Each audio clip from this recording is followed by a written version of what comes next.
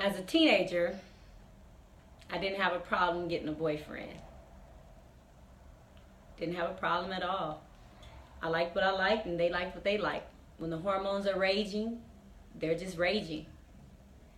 I went from 14 years old being with a dope dealer to 16-year-old having some boyfriends in between.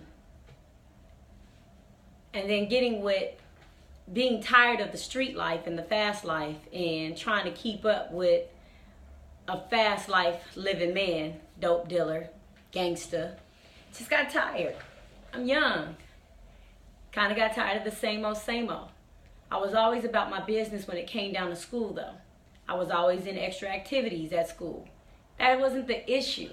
The issue was the bad boys that I liked on the streets. The bad boys that gave me the impression that that was life. The quick money, you know what I mean? That's the type of shit I was stuck on. I got tired of that and I transferred to another school. Transferred to another school because I got into a serious fight. Serious fight. And they found out I didn't live in the neighborhood anymore. So I had to transfer to another school. And when I transferred to this high school, I realized that it was still in another neighborhood. It was different. I went from living by Crips to now living by Bloods. In this school that I went to, I met this guy, met a couple of guys, but it was one in particular I had my eye on. Kind of like a square, you know, kind of like a fresh guy. Clean, pretty teeth, retainer, you know, had braces, athletic abilities, the charm. I had my eye on him, kept my eye on him, and then I ended up getting what I wanted. Boy, did I get what I wanted. More than what I bargained for. 16, feel like I'm in love. I feel like this is it. This is who I want to be with. This is who I see my future with. I don't want to go anywhere else. It was a strange but good situation. Everyone calling us the cute couple and, oh, you look so cute together. Oh, you guys are this, you're that. You know, we're both athletes. We're both involved with school. You know that post I put up there that it says one person could change your whole season? My life was changed when I was dealing with this person. It wasn't easy. Being with an athlete, superstar at the school, everybody wants to be with that person. Everybody wants to be around that person. And me, I'm a popular kid. I don't like a lot of attention, but I get a lot of attention. But I don't like a lot of attention.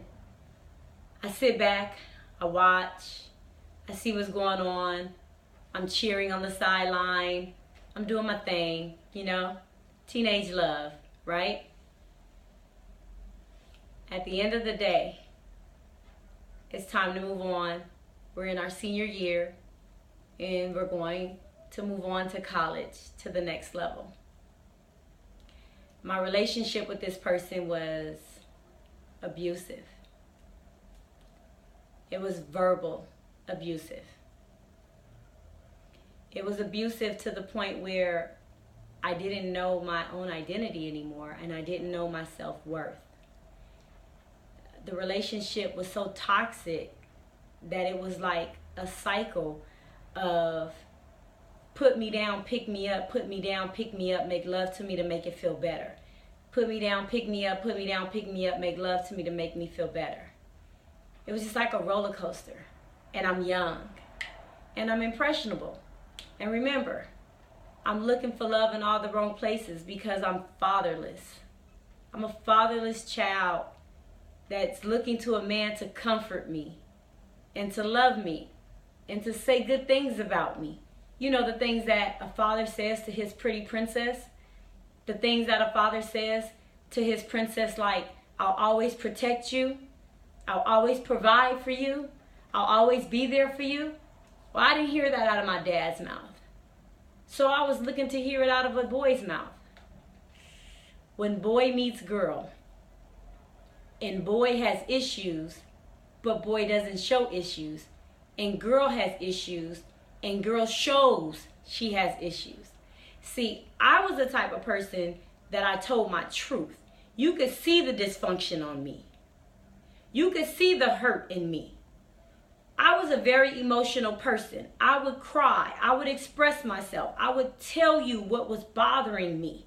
I wasn't the type of person that had pride or a facade. It wasn't that type of relationship. It was the relationship that it was laid on the ground. Hey, this is my upbringing. This is what I experienced. This is this, because I needed an outlet. My sports was an outlet, but I needed an outlet of someone that I could just talk to and vent to and trust. So I told all my darkest secrets to this person because I trusted them, because they said they loved me. And I'm at this age and this point in my life where I want to get this feeling off of me. I want to get this dysfunction out of me. I just need to talk. No, black people don't believe in therapy. They don't believe in counseling. And I wasn't fully in the church because I wasn't raised in the church. So I didn't have an outlet or a source to talk to. I did not talk to my coaches because my coaches were pedophiles and I could see that. So I did not discuss things with my coaches.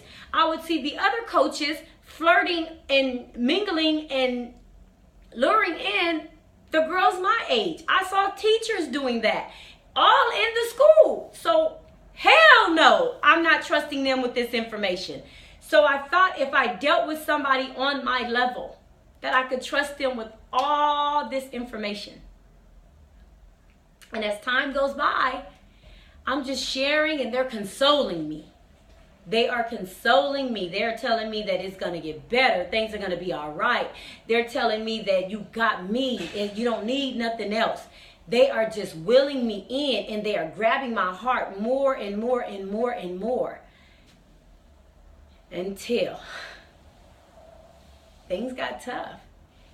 When you're young, 16, 17, 18, in a relationship, and you're really loving somebody with all your heart, and they're an athlete, and all you want is happiness with them, and in return, you hear they're cheating on you, or they're messing around with somebody, or they're not answering your calls, or they're not paying you the same amount of attention that they used to. That was nerve-wracking. It would drive my young love crazy. See, this is young love. This is immature love. This is love on a level where I didn't even understand what the hell I was going through. It was just emotions after emotions after emotions. And I'm a very sensitive and emotional person. So it was like a personal attack on me from every angle. Me not realizing that this was getting out of control. I would take the excuses. I would take the person back. Hell yeah, I would be yelling and cursing and fussing and getting upset, but I was never a violent person. I'll kill you with my words before I touch you with my hands. I never retaliated. I just took it, and then I accepted the excuse.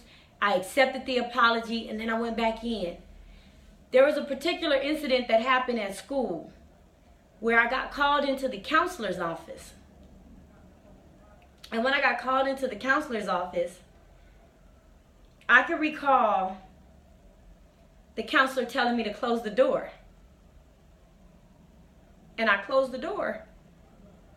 And she looked at me and she said, Shanae, a group of your friends are concerned about you. I said, concerned about me for what? What are you talking about? She said, they're concerned about the relationship you're in. They think that it's controlling. And I was like, oh, no, never. Because what do? We defend. We protect. We cover up. So I began to, I don't know what you're talking about. I don't know why they would say something like that. He's not controlling me. He's not. And they said, well, they noticed that he doesn't never want you to hang around your friends. That he doesn't want you to wear makeup. That he always talks about the way you dress. And she was like, you don't think that's controlling?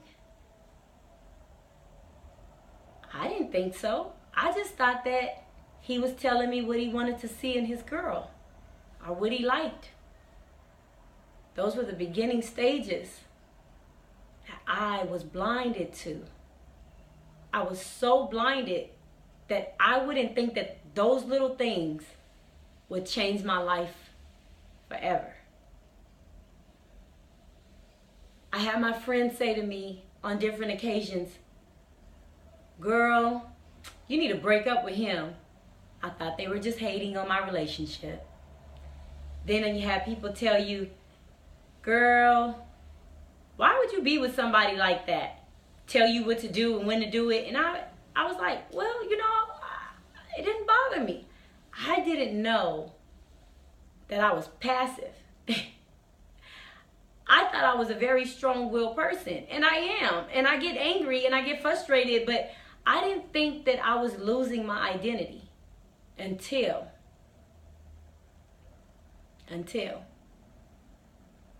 I put all my dreams aside so that this person could live their dream. And I supported them.